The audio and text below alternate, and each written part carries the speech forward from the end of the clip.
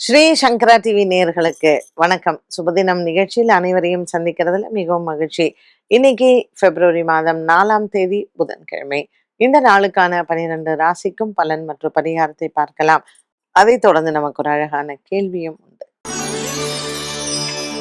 மேஷராசி நேயர்களுக்கு இன்று சந்திரன் 5ஆம் இடத்தில் இருக்கார். பூர்வ புண்ணிய பலத்துடன் இருக்கக்கூடிய இன்றைய நாளில் உங்களினுடைய அலுவலக வேலைகளில் இருக்கக்கூடிய குழப்பங்கள் தீரும்.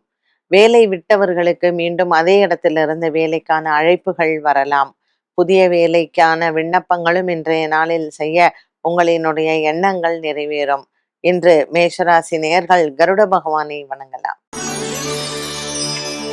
ரிஷபராசி அன்பர்களுக்கு பங்கு சந்தையின் முதலீடுகள் லாபத்தை தரும். என்று குறிப்பாக மாலை நேரத்தில் நீங்கள் சந்திக்கக்கூடிய நபர்கள் மூலமாக தன லாபங்கள் உண்டு.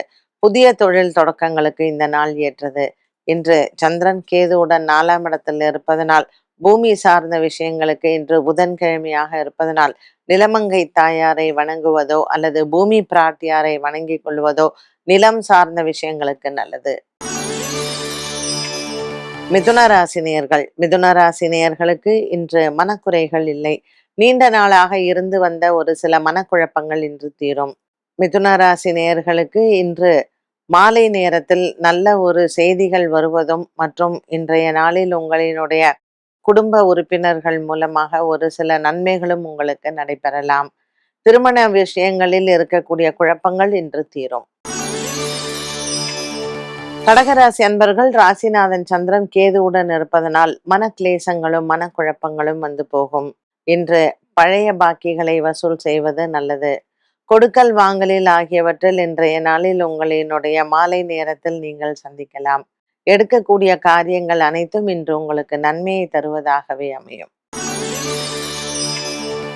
சிம்மராசி நேயர்களுக்கு இன்று குடும்பத்தில் சில குழப்பங்கள் வந்து போகலாம்.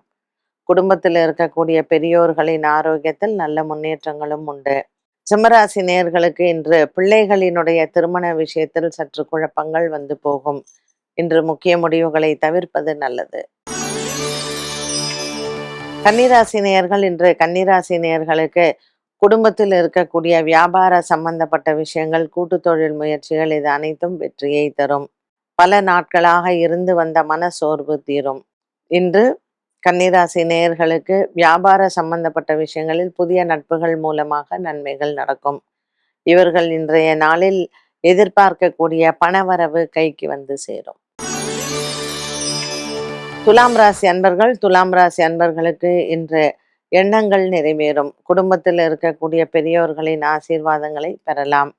இன்றைய நாளில் உங்களினுடைய உடன் பிறந்தவர்களிடத்தில் நீங்கள் பேசாமல் இருந்ததோ அல்லது அவர்களிடத்தில் இருந்து வந்த மன சங்கடங்களும் குறையும்.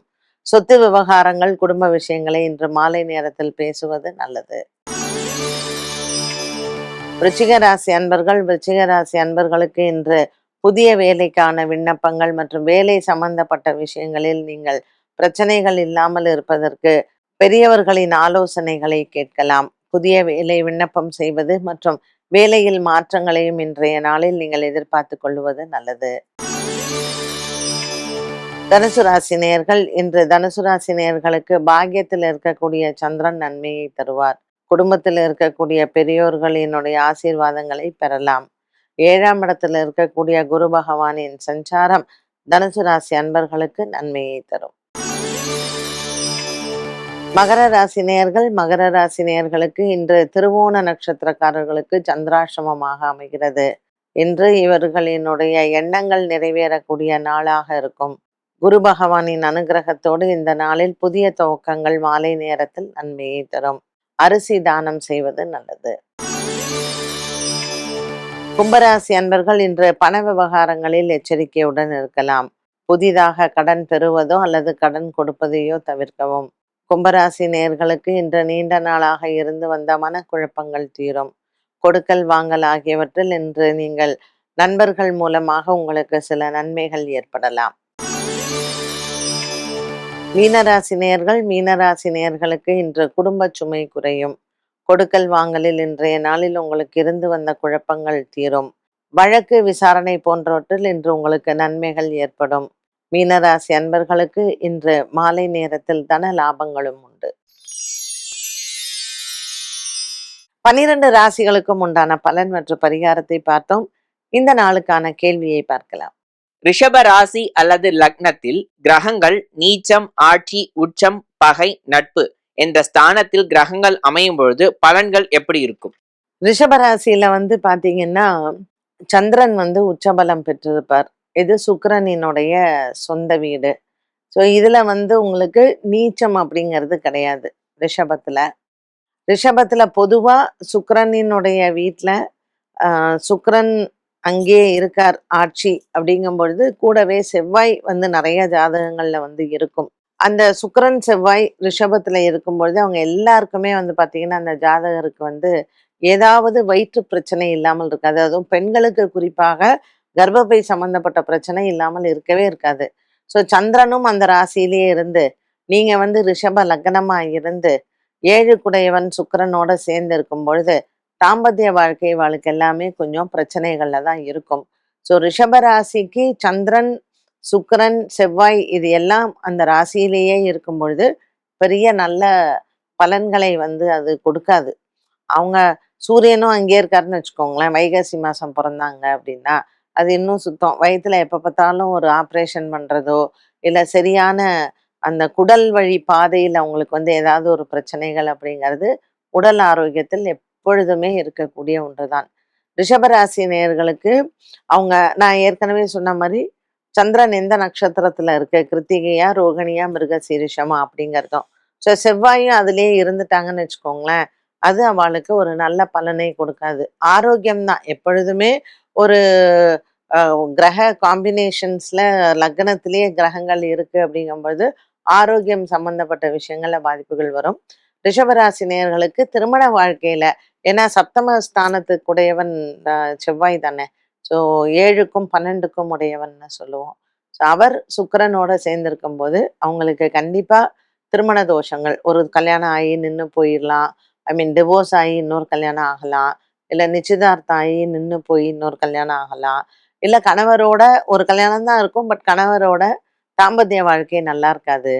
ஸோ இந்த மாதிரி நிறைய பிரச்சனைகள் வரலாம். பெண்களுக்கு பார்த்தீங்கன்னா, இது நான் ஒரு தோராயமா ஒரு இதுவாக தான் நான் சொல்றேன். அதுக்காக நீங்க எல்லாருக்கும் இப்படிதான் இருக்கும் அப்படிங்கிறதெல்லாம் கிடையாது. உடனே நீங்க ஜாதகத்தை எடுத்து பார்த்து, ஐயோ நமக்கு இதே மாதிரி காம்பினேஷன்ஸ் இருக்கே, இதுல சுபதினத்துல இப்படி சொன்னாங்களே அப்படின்னு டோன்ட் அசியூம் திங்ஸ். இதுல இந்த சூரியன் சுக்கிரன், அதுவும் சப்தம காரகன் செவ்வாய் சூரியன் சுக்கிரனோட இருக்கும் பொழுது பெண்களுக்கு குறிப்பாக கணவரால் ஏமாற்றப்படலாம். அந்த கணவருக்கு பிற பெண்களிடத்தில் ஈடுபாடோ, மனைவி இல்லாமல், இல்ல பிற பெண்களோட தொடர்பு உள்ளதோ, இந்த மாதிரி சில ஜாதகங்கள்ல வரும். அதனாலதான் இதுக்கு முன்னாடியே ஒரு ப்ரில்யூட் நான் சொல்லிட்டேன். இப்ப நீங்க கேட்கலாம், ஏன் பெண்களுக்கு இருந்தாலும் அவங்க கணவனை ஏமாத்த மாட்டாங்களா அப்படின்னு சொல்லிட்டு. அவங்களுக்கு 8 குடைய குரு நல்லா இருந்ததுன்னு வச்சுக்கோங்களேன், கணவன் என்ன தப்பு பண்ணாலும் ஏற்றுக்கொள்ளக்கூடிய ஒரு மனப்பக்குவத்துடன் அந்த கணவருடைய காலம் தள்ளிடுவாங்க. சப்போஸ் 8 குடைய குரு சரியில்லை அப்படிங்கும்போது இவங்க கணவரை ஏமாற்றலாம், இல்லை இவங்க விட்டுட்டு கூட போகலாம். ஸோ இது அந்த தனிப்பட்ட ஜாதகத்தை பொறுத்தது. என்ன நேயர்களே, இன்றைய சுபதினம் நிகழ்ச்சி அனைவருக்குமே பயனுள்ளதாக இருந்திருக்கும். மீண்டும் சந்திக்கும் வரை நன்றி, வணக்கம்.